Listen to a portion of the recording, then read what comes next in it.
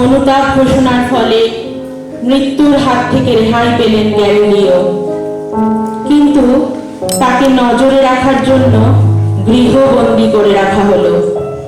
সাথে রইলেন কন্যা Virginia.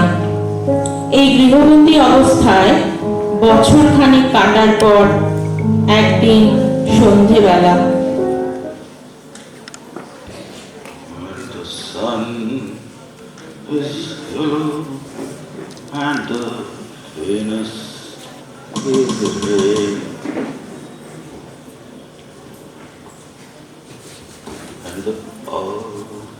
is blue and the Venus is red and the sun is yellow and the Venus. বাবা, হ্যাঁ, তোমার জন্য কে একজন বিয়ে গেল। কি দেখতে পাচ্ছ না? না, হাঁস নাম ছিল না। এই ভারী কিন্তু খেলে হয়। এত তাড়াতাড়ি তোমার খিদে পেতে পারে না। এই তো খেয়ে এই রান্নাঘরে ওদের বলে দিস মাংসটা যেন একটু আপেল আর একটু থাইম দিয়ে রান্না করে। And the sun is yellow and the earth বাবা, is blue and রান্নাঘরে ওদের বলে এলাম আপেলটা একটু হাঁসটা একটু আপেল আর পেঁয়াজ দিয়ে ভাজতে। আর তোমার চোখের ব্যাপারটা নিয়ে একটু ভাবতে হবে। ভাবতে হবে। এগুলো এখন রেখে দাও তো, এগুলো এখন রেখে দাও। আর ওই আজ বিশপকে প্রতি সপ্তাহে যা লিখতে হয় তার 2-4 শব্দ যা হয় বলে দাও, আমি লিখে দিচ্ছি। কোন জায়গাটা হচ্ছিল? চতুর্থ হচ্ছে ভেনিসের অস্ট্রাগারে যে উচ্ছৃঙ্খলতা হয়েছে সে ব্যাপারে পবিত্র চার্চের দৃষ্টিভঙ্গি প্রসঙ্গে কার্ডিনাল স্পোলেত্তি বিদ্রোহী দড়ি প্রস্তুতকারীদের সম্পর্কে যে মনোভাব প্রকাশ করেছেন তার সঙ্গে আমি একমত। কার্ডিনাল স্পোলেত্তি বিদ্রোহী দড়ি প্রস্তুতকারীদের সম্পর্কে একটু আসতে বাবা। হ্যাঁ বলো। কার্ডিনাল স্পোলেত্তি বিদ্রোহী দড়ি প্রস্তুতকারীদের সম্পর্কে যে মনোভাব প্রকাশ করেছে আমি তার সঙ্গে একমত। হ্যাঁ হয়েছে, বলো। স্পোলেত্তি যথার্থই বলেছেন। জাহাজের কাছি আর গির্জার ঘন্টা বাঁধার দড়ির জন্য বেশি মজুরি দেওয়ার থেকে খ্রিস্টীয় করুণার দান হিসেবে ওদের 2-1 হাতা সুখ দেওয়া অনেক ভালো। এতে ওদের ধর্মের প্রতি মতি জন্মাবে। সেন্ট পল বলেছেন খ্রিস্টীয় করুণার দান কখনো ব্যর্থ হয় না। আরে কেমন লাগছে শুনতে? বেশ ভালো বাবা, বেশ ভালো। কেউ আবার কোন রকম বিদ্রুপ আছে বলে ভুল করবে না তো? না না না, দেখো আজ বিশপ খুব খুশি হবে। উনি ভীষণ বাস্তববাদী মানুষ যে। এইসব ব্যাপারে তোর বিচার বুদ্ধির উপরেই তো আমার ভরসা। আবার কে এলো দেখ তো।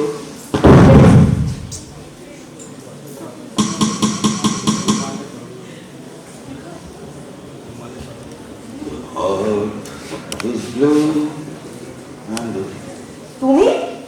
হ্যাঁ, আমি এটাকে ছেড়ে চলে যাচ্ছি। হল্যান্ডে গিয়ে বিজ্ঞানের কাজকর্ম করার ইচ্ছে রয়েছে। ওখানকার লোকেরা ওনার খবরাখবর নিয়ে যাওয়ার জন্য আমায় অনুরোধ করেছেন। জানি না উনি তোমার সঙ্গে দেখা করতে চাইবেন কিনা। এর মধ্যে তুমি একবারের জন্য আসোনি? জিজ্ঞেস করে দেখো। আন্দ্রেয়া? হ্যাঁ, চলে যেতে বলবো। আসতে বলো।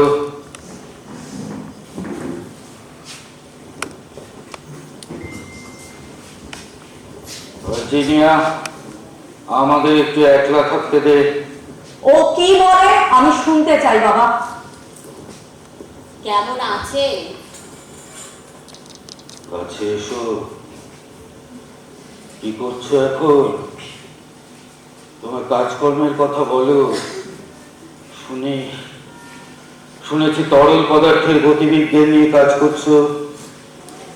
আমস্টারডামের ফেব্রিকিউস আপনার স্বাস্থ্যের খবর নিয়ে যাওয়ার জন্য আমায় অনুরোধ করেছেন। আমি ভালোই আছি, ভালোই আছি। এরা আমার উপর যথেষ্টই নজর রাখে। যাক, আপনার স্বাস্থ্যের সুখবরটা দিতে পারবো জেনে আমার খুব ভালোই লাগে। হ্যাঁ, ফেব্রিকিউস হয়তো শুনে খুবই খুশি হবেন যে আমার তীব্র অনুশোচনায় আমার উপরওয়ালারা খুবই খুশি। এতই খুশি যে আমাকে কিছু বৈজ্ঞানিক কাজকর্ম করতেও দিচ্ছে। হ্যাঁ, অবশ্যই চার্চের খবরদারিতে একটা বাঁধা গণ্ডির মধ্যে। আমরাও শুনেছি চার্চ আপনার উপর অত্যন্ত সন্তুষ্ট, আর আপনার সম্পূর্ণ আত্মসমর্পণ বেশ ফলপ্রসূই হয়েছে। আর আপনার আত্মসমর্পণের পর সমগ্র ইটালিতে নতুন চিন্তা ভাবনা নিয়ে আর একটি বইও প্রকাশিত হয়নি। চার্চের কর্তা ব্যক্তিরা অত্যন্ত সন্তুষ্ট চিত্তেই ব্যাপারটা লক্ষ্য করেছেন। দুর্ভাগ্যবশত এমন কিছু কিছু দেশ আছে আন্দ্রেয়া, যারা চার্চের খবরদারি এড়িয়ে চলে। আমার আশঙ্কা সেই সব জায়গায় এই নিষিদ্ধ বিষয়গুলো নিয়ে চর্চা চলতেই থাকছে। না না না, সেখানেও আপনার অনুতাপ ঘোষণার যেরূপ প্রতিক্রিয়া, তাতেও চার্চ বেশ খুশি। বিজ্ঞাতে কিছু করছেন না? প্যারিস থেকে কোনো খবর নেই? আছে, নিশ্চয়ই আছে। আপনার অনুতাপ ঘোষণার কথা শুনে ডেকার্তে তার আলো ও প্রকৃতি সংক্রান্ত গবেষণার কাগজপত্র ডেস্কে পুড়ে ফেলেছে। আমার কিছু বিজ্ঞানী বন্ধুর খবর পাওয়ার জন্য বড় উদ্বিগ্ন হয়ে আছি। আমি ওদের ভুল পথে টেনে এনেছিলাম। আমি অনুতপ্ত শুনে ওরা কি নিজেদের ভুলটা শুধরে নিতে পারলো? আমি হল্যান্ড যাচ্ছি, ওখানে গিয়ে বিজ্ঞানের কাজকর্ম করার ইচ্ছে রয়েছে। স্বয়ং ঈশ্বর যে কাজ করবেন না বলে ঠিক করেছেন, তার বাহনের কি সে কাজ করার সাধ্যে কুলোয়? মারিয়া আবার মিলানের একটি দোকানে কাঁচ ঘষে ঘষে লেন্স তৈরি শুরু করে দিয়েছে। ও তো ল্যাটিন জানে না। ফুলগাঞ্জিও বিজ্ঞান ছেড়ে আবার চার্চে ফিরে গেছে। হ্যাঁ, আমার উপরওয়ালারা আমার আত্মার পুনরুদ্ধারের আশায় দিন গুনছেন। ওরা যতটা আশা করেন আমি তার থেকেও ঢের ঢের বেশি এগিয়ে চলেছি। হ্যাঁ হ্যাঁ, তাই তো দেখছি। আর তার জন্য ঈশ্বরকে ধন্যবাদ। এই ভার্জিনিয়া, তুই যা। হাঁস রান্নাটা কি হলো দেখ, যা।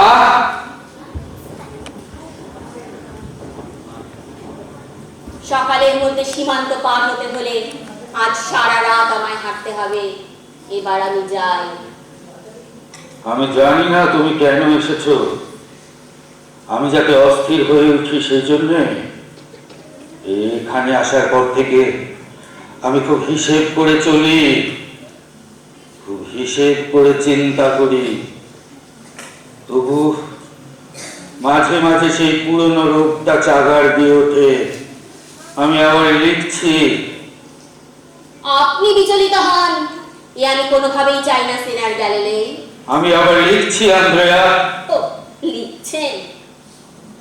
আমি ডিসকোর্সই শেষ করেছি। ডিসকোর্সি? এখানে বসে?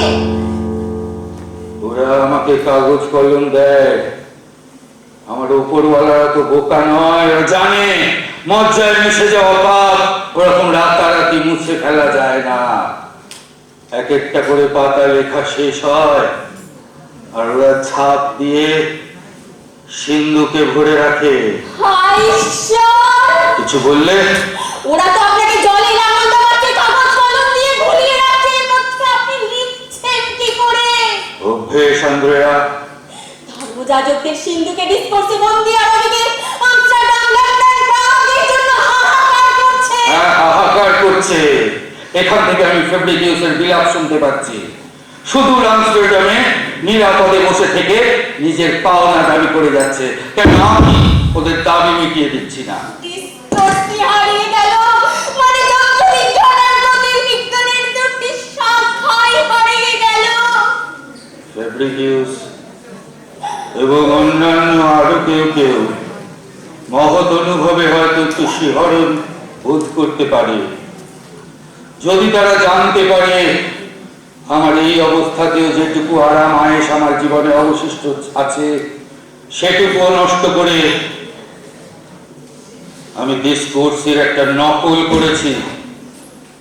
বলতে গেলে নিজের থেকেও নিজেকে লুকিয়ে গত 2 মাস ধরে যে কটা পরিষ্কার রাত পেয়েছি তার সবটুকু আলো নিয়ে আমার কাজ করে গেছি। এর একটা নকল আছে, এর একটা নকল আছে আপনার কাছে। আমার অহমিকা এখনো পর্যন্ত আমাকে সেটা নষ্ট করতে দেয়নি। কোথায় কোথায় সেটা কোথায়?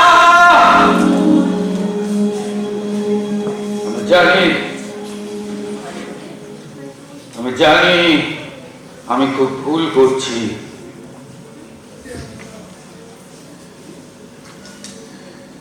কপিটা গ্লোবের তলায় রয়েছে।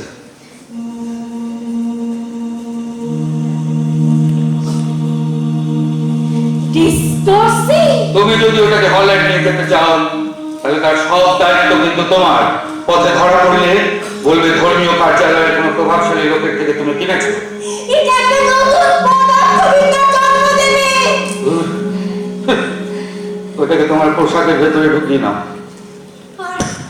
আর আমরা ভেবেছিলাম আপনি আমাদের ত্যাগ করেছেন। আপনার বিরুদ্ধে আমি চেয়েছিলাম সবচেয়ে বেশি। তুমি ঠিক করেছিলে। আমি তোমাকে বিজ্ঞান শিখিয়েছিলাম আর সেই আমি সত্যকে অস্বীকার করেছি। কিন্তু কিন্তু আজ এর জন্য যে সব সব বদলে গেল।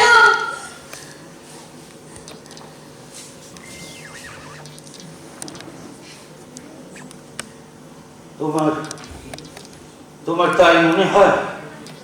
হ্যাঁ হ্যাঁ, আপনি সত্যকে লুকিয়েছিলেন শত্রুর হাত থেকে।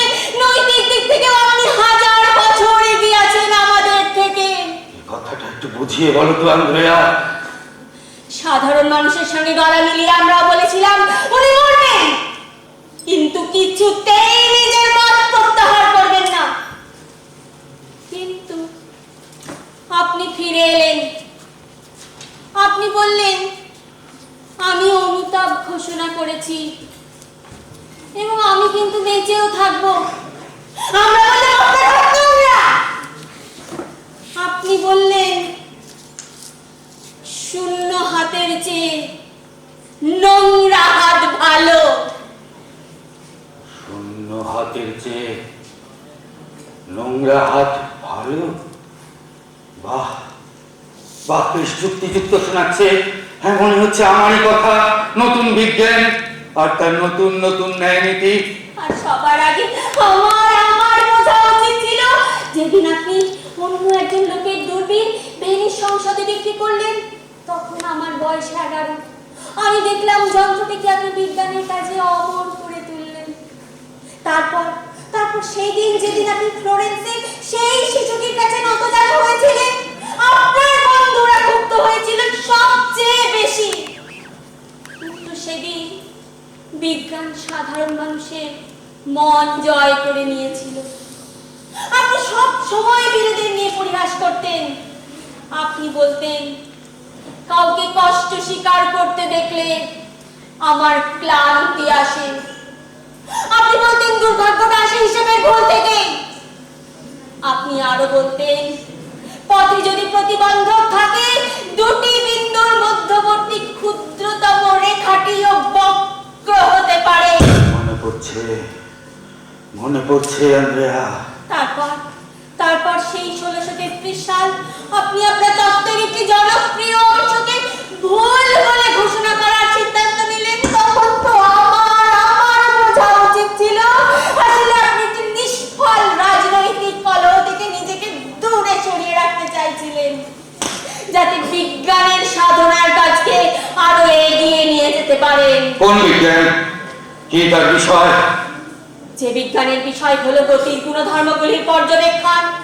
যে গতি হচ্ছে যন্ত্রের চালনা শক্তি, আর যে যন্ত্র পৃথিবীকে এমন সুন্দর করে তুলতে পারে যে স্বর্গের আর কোনোদিনও কোনো দরকার পড়বে না।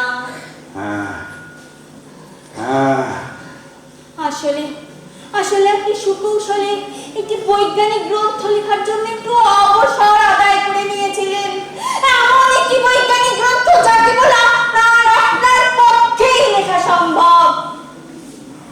আপনি আগুনে পুড়ে মরলে হয়তো আপনার মহিমা প্রকাশ পেত, কিন্তু আসলে জিততো না। ওরাই তো জিতেছে আন্দ্রেয়া, ওরাই তো জিতেছে। কিন্তু তুমি যা বলছিলে,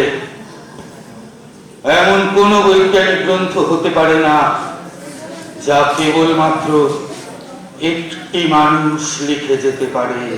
তাহলে কেন অনুতাপ ঘোষণা করেছিলেন?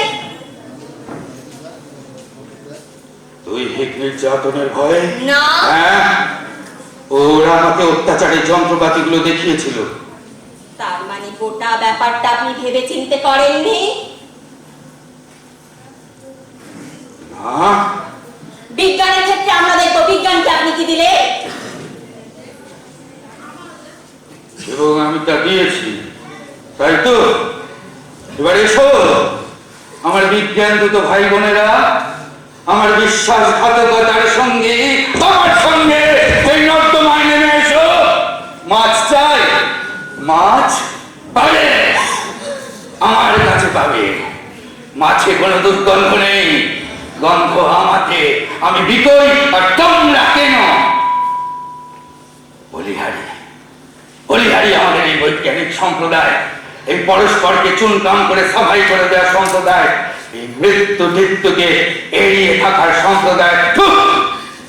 মানুষ তো মৃত্যুকে ভয় পাবে, কিন্তু এই মানবিক দুর্বলতা তো বিজ্ঞানের ভাববার বিষয় নয়।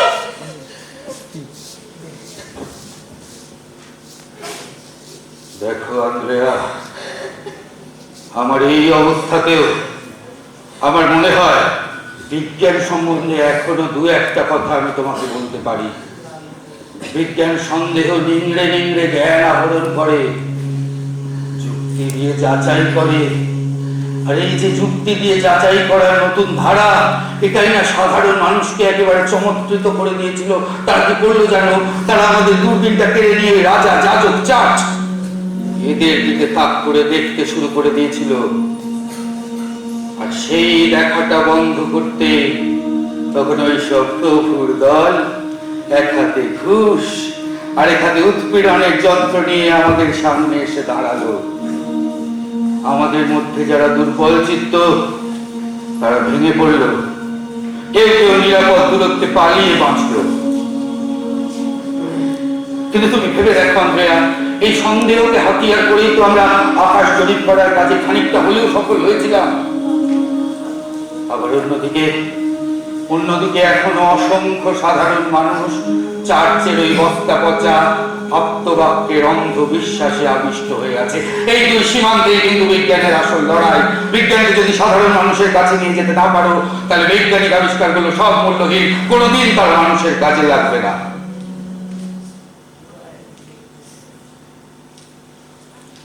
বৈজ্ঞানিক হিসেবে আমি যা করেছি, সেই জ্ঞান আমি ওই রাজা, চার্চ এদের হাতেই তুলে দিয়েছি।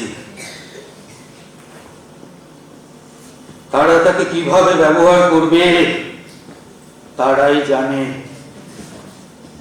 হ্যাঁ হ্যাঁ, আমি আমার কাজের সাথে বিশ্বাসঘাতকতা করেছি, আর যে এই কাজ করে আন্দ্রেয়া, বিজ্ঞানের জগতে তার কোনো ঠাঁই হয় না, কখনো না, কখনো না।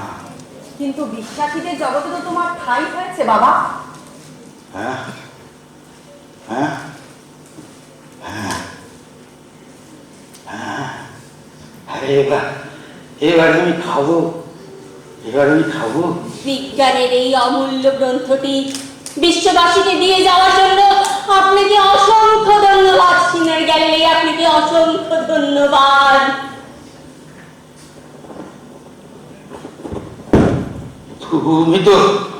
তুমি তো নিজেই একজন শিক্ষক, এই হাতের সাথে হাত মেলাবে তুমি?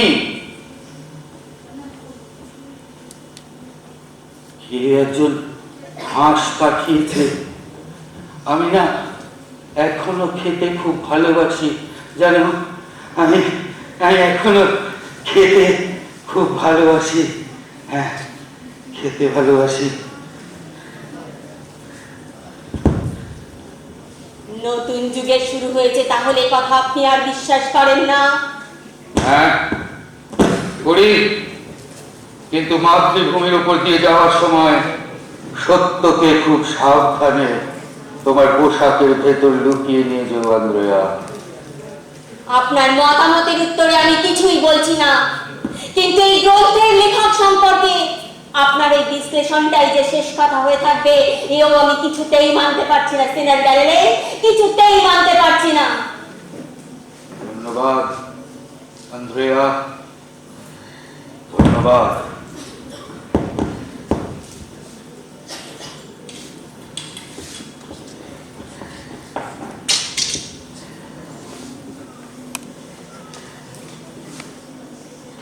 অতীত দিনের কেউ আসুক, তা আমরা চাই না। এতে বাবা উত্তেজিত হয়ে পড়ে।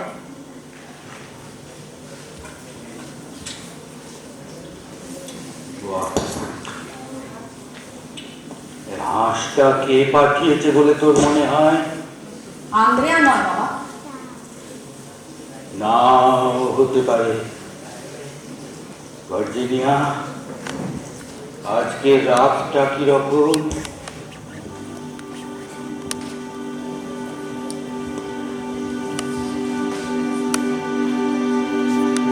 পরিষ্কার।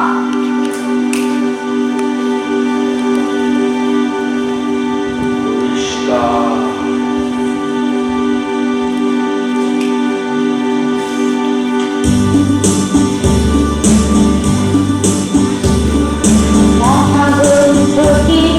সীমান্ত হলো এখানে শেষ এই ঘটনা মহাগন্ধি সীমান্ত হলো এখানে শেষ এই ঘটনা তবু আশা করি এই কথাটাকে পিছে করে থাকি তুমি আমি ভুলে যাও তবু আশা করি এই কথাটাকে পিছে করে থাকি তুমি আমি ভুলে যাও বিজ্ঞানের এই আলোকে রাখলে ঠিক মতো তার ব্যবহার করো যেন তা মানে দেখো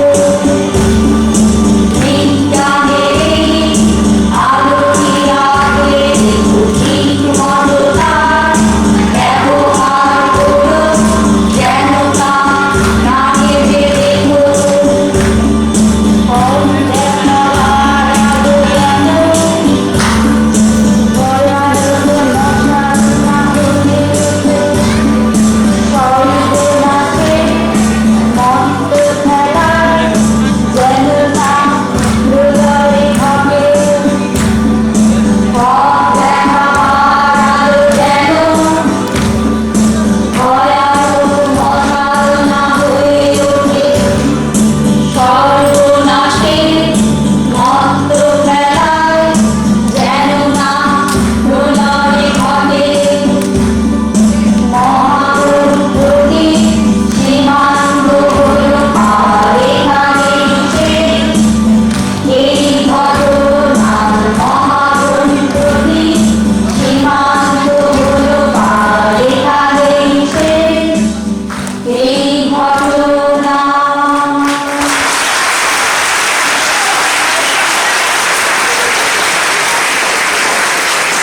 এখানে নাটক গ্যালারি। আমরা এই নাটকটি এখানে মঞ্চস্থ করতে পারতাম না যদি না সহযোগিতায় আমাদের কিছু মাননীয়কে পেতাম। আমি অনুরোধ করব মঞ্চে আসার জন্য রিয়া মুখার্জি, কৈমন্তী কর্মকার, সুস্মিতা দাস ও রাম দাস। আপনারা দয়া করে মঞ্চে উপস্থিত হন। আমরা